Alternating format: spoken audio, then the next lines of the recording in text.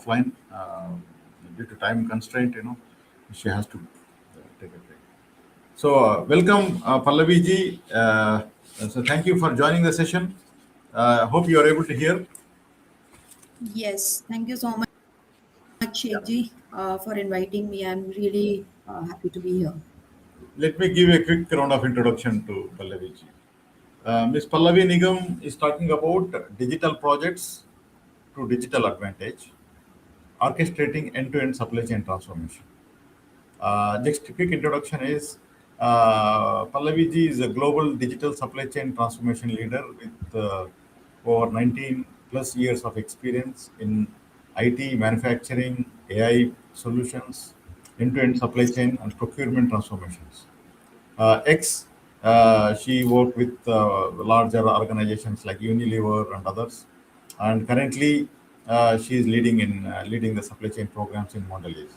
With a deep expertise in SAP, S4HANA, IBP, and AI and ML, digital twins, and smart manufacturing. A doctoral researcher with certification from MIT and ISB, focused on building future-ready, resilient solutions. So, welcome, Pallavi ji, for your session. Over to you.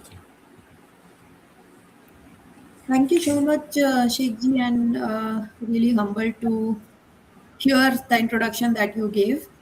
Uh, I have shared my presentation. If Praveen or someone you could start. We can see. I can hear some echo.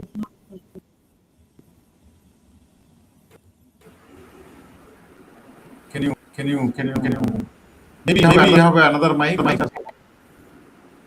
You opened it. No, I don't know. I don't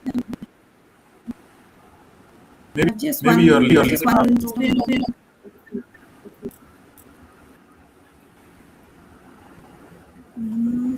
Just connected with my one laptop.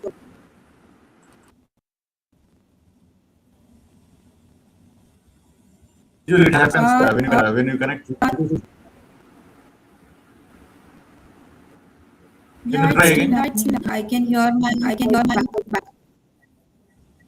There is an echo. Yeah. You connected with a laptop. Yeah, I'm joining from my laptop. Okay. So by any chance or YouTube are open? Because I can hear my voice. No, Yeah. even I can't hear it properly. I just have one laptop connected, nothing else. Even my phone is switched off. I think So, now it is okay. Now it is okay. Can is you? it better now? Yeah, it's okay. Please go ahead. All right. Okay. Thank you so much, Sheikh ji. So, good afternoon, everyone. And on the topic which is very close to my heart, from digital projects to digital advantage, how supply chain, or rather say the smart companies are orchestrating end-to-end supply chain in their day-to-day operational efforts. So maybe sorry, let me start with a simple question. How many of you have invested in digital transformation over the last 5 years? I suppose almost everyone, right? They would have cloud migrations or AI control tower. I was just hearing the conversation from Anita. And of course, a lot of shiny dashboards that make the supply chain look like a NASA's command center, right? So these are all the fancy words going with almost all options currently, right? Now, let me ask a more uncomfortable question here. The trend starts somewhere at 9 a.m. today. Take your factory to respond to it, because that is where is the real test, right? We are no longer competing on the technology adoption, which was of course the problem with almost all the organizations few years back, or some of the companies are still struggling with that, but we are competing on the decision velocity right now. If you could move to the next slide, please.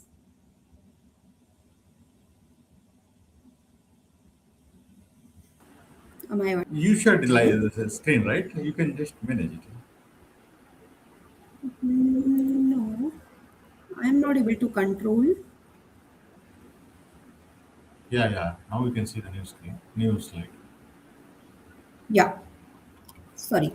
So I was talking about that viral trend. Let's say if it starts somewhere in the morning, how long does your family do it? Because that is where the real test, the real test happens. We are no longer competing on that technology adoption. Rather, we are competing on the speed of the decisions that we make.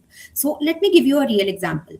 A global snack company, I would not like to call out their name, but recently saw a specific spicy flavor, exploding on social media, and search interest spiked by over 300% in less than 24 hours, let's say. Retailers have reacted, consumers reacted. The only thing that did not react immediately was the factory. Why? Because they were using was not connected to their production scheduling system. Digital project this was, right? And the digital advantage are they getting? No. Now let's consider another case. A MNC company, a personal care brand, integrated their promotion planning directly into their supply chain synchronization, let's say.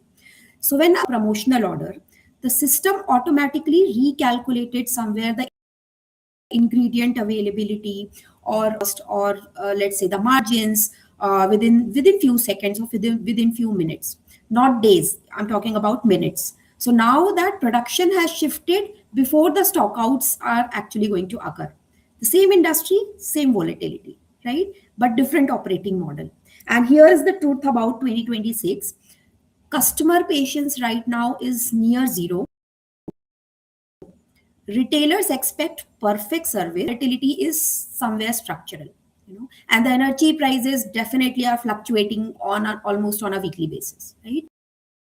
So climate events even disrupt your first mile sourcing without even warning, right? In this environment, in this ecosystem, planning once a month is like checking yesterday's weather before deciding what.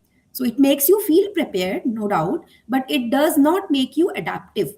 And most CPG companies today are digitally enabled, but they are not digitally synchronized somewhere. And that is the gap which is, in most of the industries that I am seeing. I've seen multiple companies. I have worked with multiple companies, including very good CPG companies as well. And I'm not saying that we are perfect. We are also, into the same loop. So I was talking about the decision velocity. It is not about reacting faster. It is about intent, your operational capability, and somewhere your financial impact in real time. In the next 40 or 45 odd minutes, I want to show you how these leading CPG organizations are moving from fragmented digital tools to a well orchestrated somewhere decision ecosystems. Because in this economy, the ultimate competitive mode, right, is not scale. It's going to be a connected, well synced, intelligent system you are using.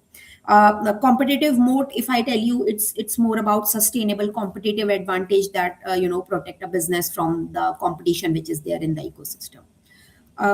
If you could move to the next slide, please. Yeah. So over the last decade, as I told you, we have invested heavily in all the digital transformations, new planning platforms, controllers, cloud migrations. If investment alone would have created advantage, most of us would have already be ahead, right? But here is what experience has taught me. From CPG ecosystem, we rarely lose because we lack data. We lose because decisions are not synced end to end in your ecosystem or in your entire value chain. I have, while the service still getting deteriorated, right? I've also seen production efficiency is at the highest peak, right? But margins are somewhere getting eroded. And I've seen beautiful, absolutely beautiful dashboards while planners were still somewhere reconciling in their spreadsheets during the time when a disruption happens. So why is this happening? Because we optimize functions, but we did not redesign how decisions flow across the your value chain, across the enterprise. And when a promotion commercial reacts immediately, let's supplier delay occurs, operation somewhere reacts immediately, but finance they see the impact quite later. Procurement feels the constraint quite at a later stage. Logistics absorb the cost at a later stage. The system moves, but not together. And in today's environment, that delay is quite all your cost savings and all factors do come in picture. Right? Demand volatility, I was telling you, has accelerated. Your energy and your freight fluctuate quite structurally. Your multi-tier supplier risk is no longer theoretical somewhere. And one more a point, the carbon constraints. So carbon constraints are also moving from reporting to somewhere enforcement. And in this context, if we are talking digital transformation,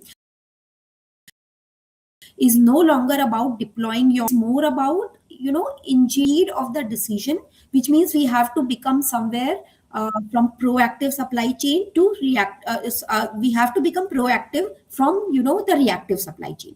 Not the faster meetings, not better dashboards, but the ability for a commercial intent, your operational capability, consequence somewhere to move as one end-to-end connect well synchronized system. And that is where the real competitive shift. If we can move to the next slide. So if I tell you where is the problem, fragmentation is where the real cost happens. Let me make this slightly uncomfortable. So more today are not struggling because they lack technology. They're struggling because their technology does not talk to itself. Let me illustrate this, although I've seen one example while I was working with a SaaS-based company. I was implementing S2P, source to pay system with a global beverage company, and they have invested heavily in a state-of-the-art, demand forecasting platform. Accuracy improved by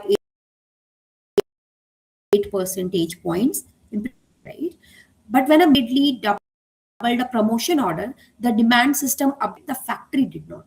Why? Because their production scheduling system was still logged for the next 10 days. Result? Emergency, production changeovers, expedited freight, and margin, of course, eroded. So digitally, capability, somewhere existed, but orchestration between this technology was not happening. Let me give you another example. During the 2025, there was a resin shortage. Several, brands discovered too late in the, ecosystem or the value chain. That three, different tier one packaging suppliers were dependent on the same, tier two refinery, and procurement believed they were diversified. Actually, they were not. That blind spot caused weeks of reactive negotiations, and lost at the tier one gave a very false sense of control. And this is the pattern we see somewhere repeatedly, right? A multinational snack manufacturer ran a brilliant trade promotion campaign. Marketing hit every metric that they can, but because the promotion calendar was not somewhere dynamically syncing with your ingredient constraints, with factories were forced to somewhere into short-term overtime and costly changeovers. So the campaign drove volume, but margin somewhere tiny. Why? Again, because commercial excellence and operational excellence were optimizing in different directions, and this is what we call fragmentation. So now maybe let me talk about more interesting, spreadsheet reality, which by the way is still the most reliable tool adopted very well by ground teams across the supply chain ecosystem, all sorts of domain in all the companies, right? Somewhere spreadsheet is the most loved tool of this decade, I would say, or last 2 decades. So in most large enterprises, when a disruption happens, let's say a port strike or a plant shutdown, or let's say a sudden spike in demand, what actually happens? Sales extracts their data, supply extracts their data, finance validates these numbers, and somewhere in the middle, someone creates a master spreadsheet. Right? If your organization still relies on manual reconciliation during disruption, the transformation is actually incomplete. Right? So while Industry 4.0 gave us smart factories, the industry 5.0, which is coming up, or some companies have already started adopting, that is going to demand syncing between these fragmented ecosystems, because a control tower that shows a red alert is not intelligent. An announcement that time has already been lost somewhere. And that is where I was talking about. You need to be proactive rather than being a reactive supply chain. The real cost in modern supply chain is not about disruption itself. It is the latency in the decision caused by this fragmentation. And until we move from functional optimization to, let's say, system orchestration, we will continue to invest in $1 billion in technology without actually converting it into the competitive advantage that most of the companies are seeking today. If we can move to the next slide, please. So in previous slide, while I was talking about the fragmentation, if fragmentation is somewhere the structural weakness, this is the structural shift. Let's start with a simple truth. Most CPG organizations still plan in layers. Strategy annually, IBP might be maybe monthly. Production scheduling, your PPDS systems of the world might be scheduling it weekly, but execution always happens daily, right? Each layer believes it is syncing very well. It's just the normal assumption made by entire value chain that they are syncing very well. In reality, each of these layers run on a different clock, right? And volatility does not wait for monthly reviews. Here's a ground reality. In many global FMCG networks, right, schedules are logged 10 to 14 days in advance. But consumer demand signals, especially digital and modern trade, right, that is actually shifting from 24 to 72 hours, right? That is the time span. And that mismatch is where your margin leakage is happening. Now, let me give you a more practical scenario. A global, let's a sudden surge in demand when a specific flavor went, viral somewhere regionally. So retail sell-through data spiked within 48 hours. The demand sensing tool detected it, but the production schedule had already been frozen for the next 2 week. By the time the factory responded, the peak had already passed. They did not lose demand because of forecasting, right? They lost it because of the synchronization delay which was happening. And this is what is the main problem that I'm seeing across all the organizations these days. Best, O9s of the world or Kinaxis of the world, but still somewhere their production schedules are not, talking, their factory schedules are not directly talking to the planning systems they are using. Now consider promotions. Consumer or CPG companies spend anywhere between, somewhere around 11 to 27% of revenue on the trade promotions. Yet, in many organizations, commercial teams finalize your promotion calendars without real-time capacity validation.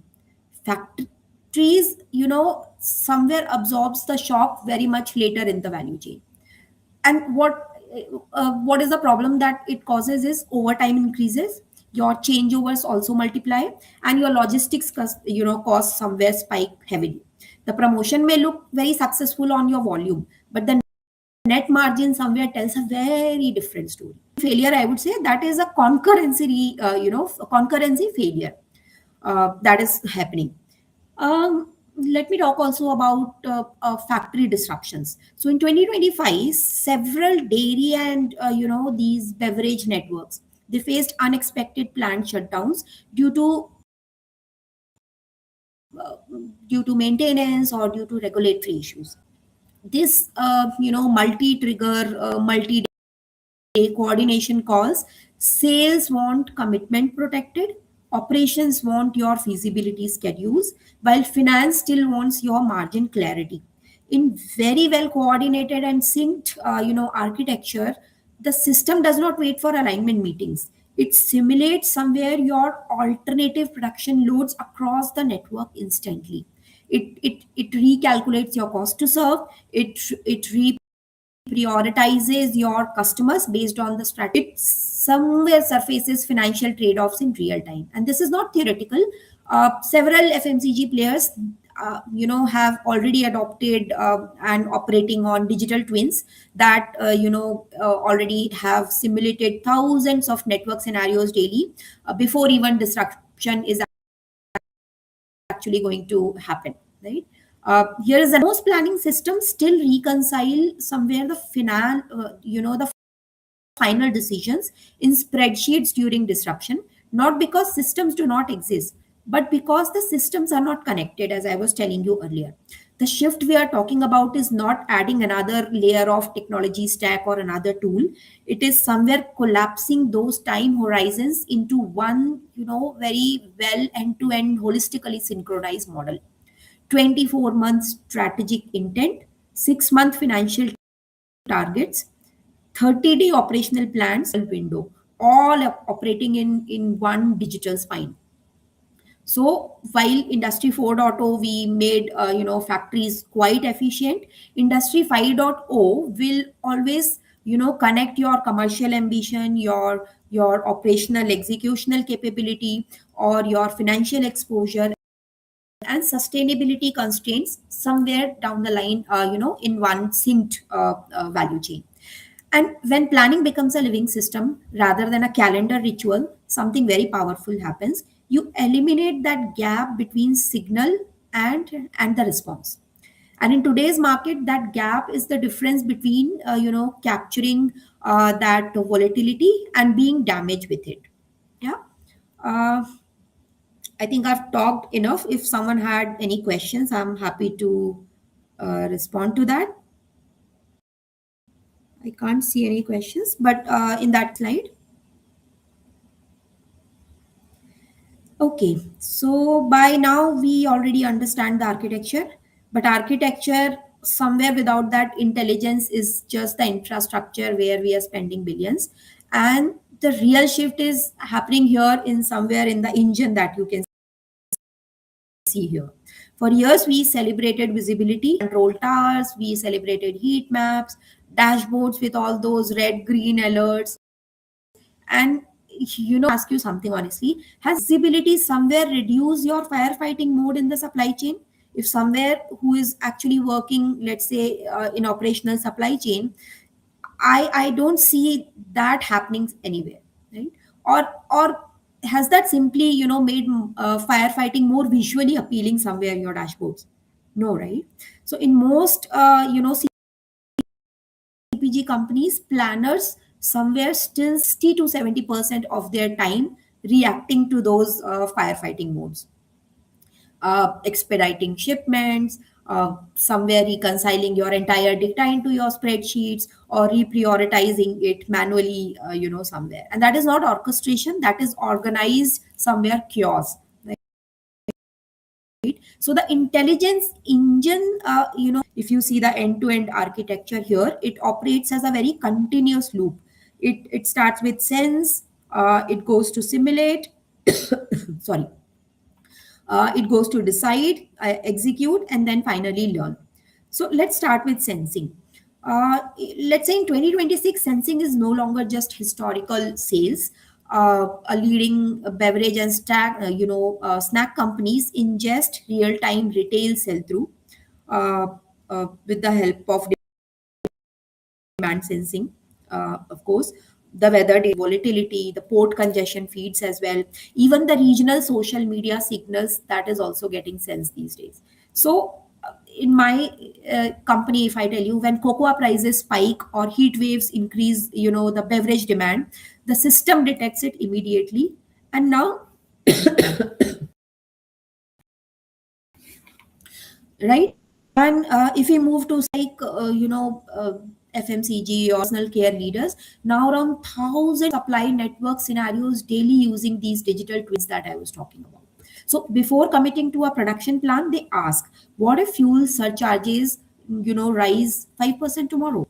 Or what if a key ingredient shipment is delayed 3 days? What if a retailer is advancing your promotion timing? Instead of debating these questions, in meetings, they test it digitally. And then comes your decision. And of course, that decision latency I was talking about is complete, say, but more than 50% it is mitigated. And this is where your, NAIs of the world becomes powerful, not as a novelty, but as an interface, right? A planner can ask, if this supplier disruption continues for 5 days, which top margin consumers or customers are at risk? And, it will receive a ranked response based on the financial impact, based on the service exposure, or even the carbon footprint. All that is digitally tracked in a typical digital twin that is running multiple scenarios these days, right? So no spreadsheet reconciliation is required, right? Then comes the another one, execution. So here's a critical ground reality. High maturity FMCG networks have automated up to 80% of their routine disruptions.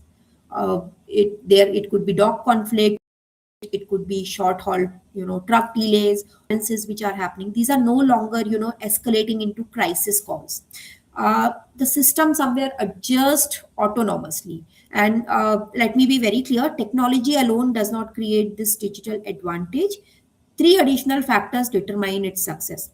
First, your data structure alignment. So if your master data across your commercial, your supply, or your finance is inconsistent, intelligence is definitely going to collapse. Right? Many organizations, including in my organization, I see we are so SKU, hierarchies that differ across various systems.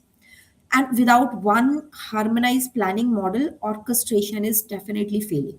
Right? The second aspect, which is equally important, is the change management. That is the biggest resistance I have seen, and that is not technical at all. It is not related to technology, it is more behavioral, and that is more linked to the ground teams who are actually working, right? Simulations which are, coming up with the help of all those domains of the world. So leaders somewhere must allow systems to execute those low complexity decisions. Organizations must shift from that hero culture, to somewhere system culture, right? And the third aspect that I would like to the governance discipline.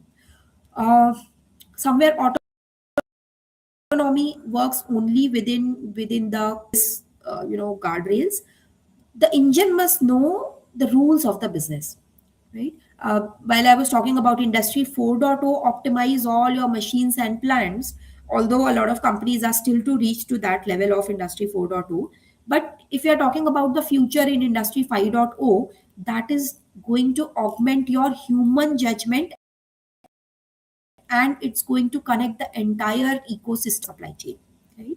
The planner will evolve from that firefighting mode to somewhere the financial orchestrator, from somewhere that reactive problem solver to portfolio manager of all the trade-offs which are happening. And when intelligence operates in loops rather than those reports, your the speed of the decision which I was, that obviously compounds.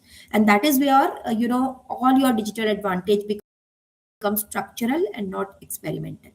Yeah. So if we can move to next slide, I think that should be the last slide. Yeah. So now let's talk about what really matters. So profit, because digital maturity is irrelevant if it is not translating somewhere into your economic superiority, if it is not touching your bottom line. Yeah? Here are every CPG leader in this room will recognize. The number one is freight and energy volatility is structural. Freight rates do not move quarterly anymore, they move almost weekly. Energy surcharges are shifting unpredictably, right? And the carbon pricing is tightening globally, right? In prices, standard cost assumptions are updated almost monthly or quarterly, which means by the time a shipment leaves the warehouse, your real landed margin may already be eroded, right?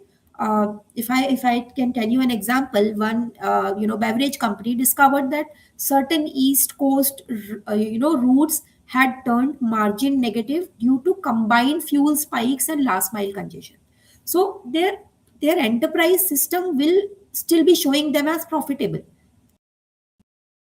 What is the solution? That time landed cost to serve directly into your planning logic.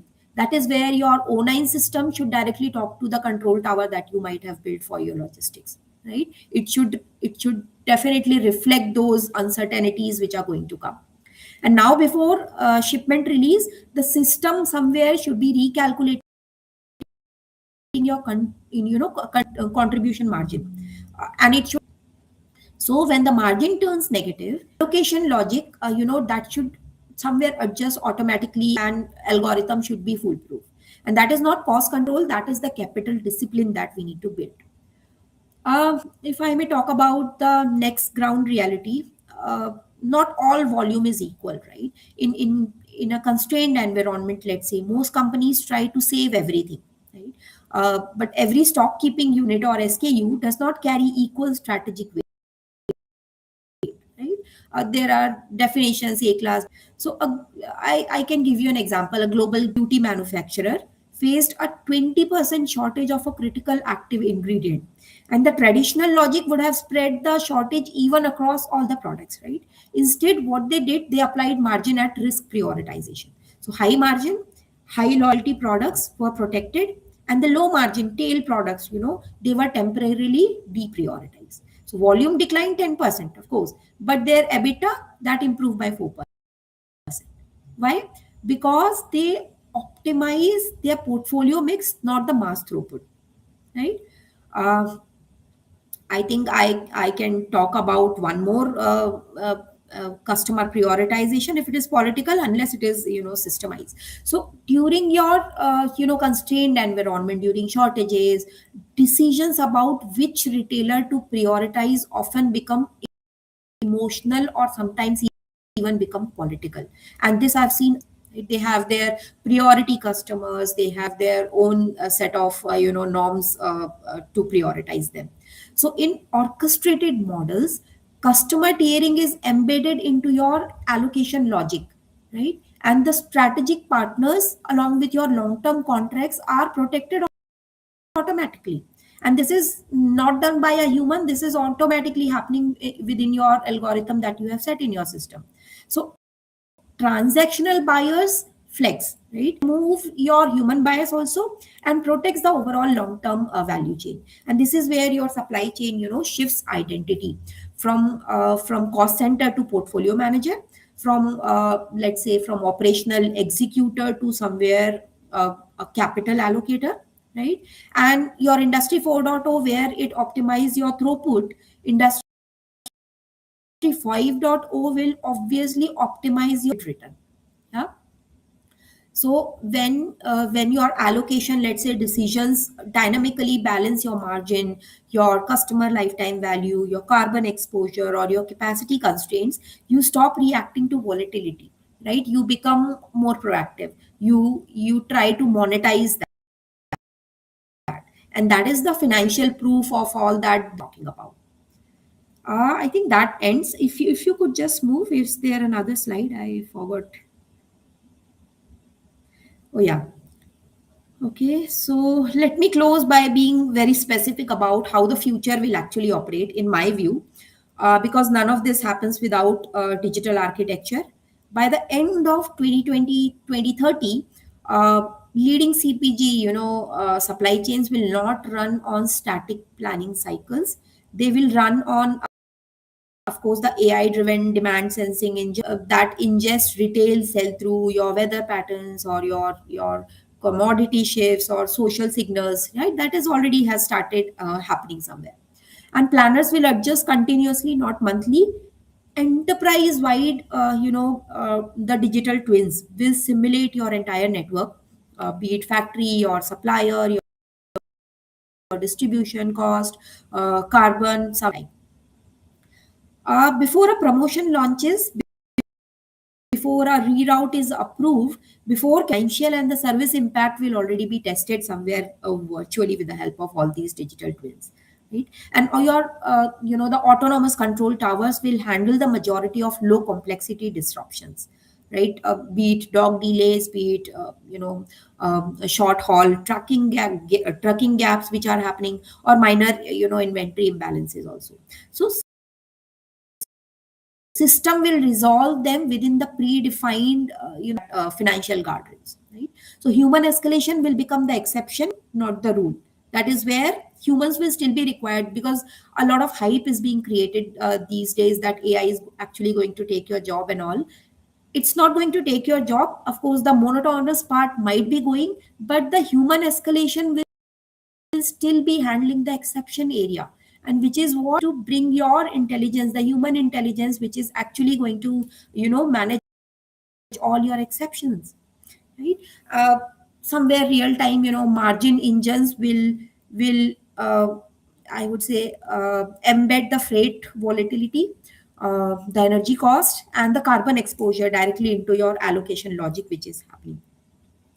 And when a supply is constrained, system will automatically protect your high margin, high strategic customers. This is already happening, right? A phone call, but because the algorithm understands, your system understands the enterprise value of that customer. The other thing that can happen is multi-tier digital network, right? Those grab your entire supplier ecosystem, not only once a year while audits are happening, but dynamically through your data feeds. That will overall, risk will be detected before it is getting, and that is where your entire structural shift is going to happen. So digital will no longer be a layer sitting beside the business; it will become the decision infrastructure of the business. Right? Uh, we keep hearing digital is actually sitting at the strategy and all that. Although that is again a buzzword, a lot of businesses are still somewhere operating with their spreadsheets while they keep talking that digital is the most important priority and all. And somewhere also I see that it will operate as a one synced digital spine, and this is how your decision velocity somewhere will become engineered, not the aspirational, but engineered, right? Yeah, that is how I see the future. So if I have to summarize, could you move to the next slide?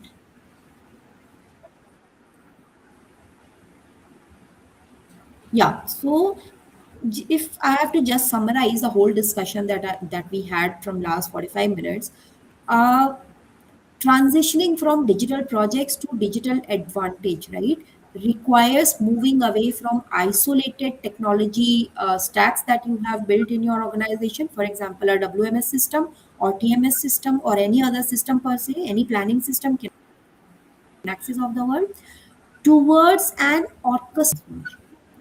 This strategic, holistic approach is going to connect every node from right from raw material sourcing to the final customer delivery, the last mile, using integrated digital platforms, be it AI, be it IoT, be it cloud technologies, to create a resilient.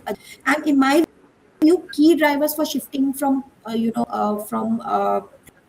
project to advantage will be beyond silos. Somewhere your traditional functional silos prevent a full view of the supply chain, right? Digital orchestration is going to integrate data from procurement, from production and logistics into a single unified system, right? The next will be proactive over reactive, which I have talked through entire of my slides. A digitally transformed supply chain, historical data to utilizing all this AI powered real time analytics to predict the risk, such as supply delays or demand fluctuations, and taking those decisions proactively. So the decision velocity need to be improved with the help of all your, the orchestrated system that you are building. Awareness is actually going to boost your decision velocity. The another point is, of course, strong strategic focus. Transformation must be aligned with your business goals somewhere, not just adopting tools for their own sake. If you ask what are the core components of end-to-end orchestration, first a centralized control tower, which Anita was already talking about. A digital control tower offers real-time comprehensive visibility across your value chain that will, of course, enable data-driven decisions across the entire network.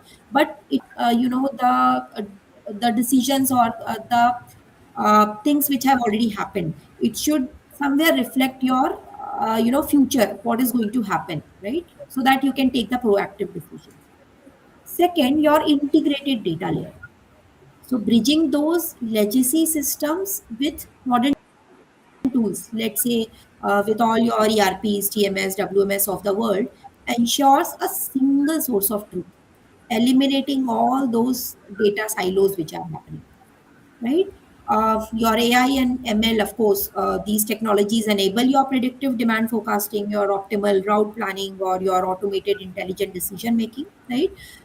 The third aspect is going to be the digital twin, which I've already talked about, creating those virtual replicas of physical assets. Allows for somewhere, simulating your scenarios to test strategies. And uh, okay, so the transformation roadmap that I see is, first, you need to assess and strategize, evaluate your existing gaps, be it manual processes, be it low visibility, and align on a 15 to 30 month transformation strategy led by the top level management. That is most important, because going to happen unless only ground involved, or unless only top management is involved, the entire committee should be investing their time and efforts to adopt the system. So to find that digital advantage, you need to have a very clear measurable goals, the smart goals. For example, let's say 25% reduction in my cost, or 64% increase, 65% increase in my customer experience. So all these smart goals you need to have it as per your defined in your KPIs. The third aspect will let project always do not go in a elephant mode to build or implement a system altogether with all your plans. Go in a small pilot mode. Uh, Test technologies like AI in a specific area, and then scale it once improvements are really validated in a pilot testing. Does shifting corporate culture towards digital fluency, upskilling your employees to work with new intelligent tools. That is really going to play a huge major role while Industry 5.0 will be in place, right? And the benefits of true digital advantage, I don't need to explain that. Increase agility, of course, right? Rapidly reconfigure supplier networks to adapt to your disruptions. Improved efficiency, cost optimization as well. It is going to definitely lower your logistics cost, asset utilization, or with the help of reducing your overall inventory levels, right? So these are my views. What will be shifting your digital projects towards getting that competitive advantage or digital advantage that you're seeking to get it from your digital implementations. So thank you so much. And any questions, I'm happy to answer. So thank you, Pallaviji. Wonderful session. I think I was just I keep thinking how you are connecting the dots. Very nicely explained. I really liked your word that the engineering the speed of decision making. That's what the leadership should do. I think that's really makes sense because now everybody is talking about technology and people are forgetting about the people in Yes. the role of people, Yeah. the people readiness. I think the core bottleneck will be the people now, not the technology anymore. Absolutely. Okay, Yeah, yeah. so there is a couple of And questions. 5.0 definitely is going Coming. to focus more on. I was saying, sorry to cut you, Sheikh Ji. I was talking that Industry 5.0 will be focusing, the effort will be shifting from technology to altogether again on human. Right? We are seeing a Correct. little bit disruption right now, going to soon change, in my view. Yeah.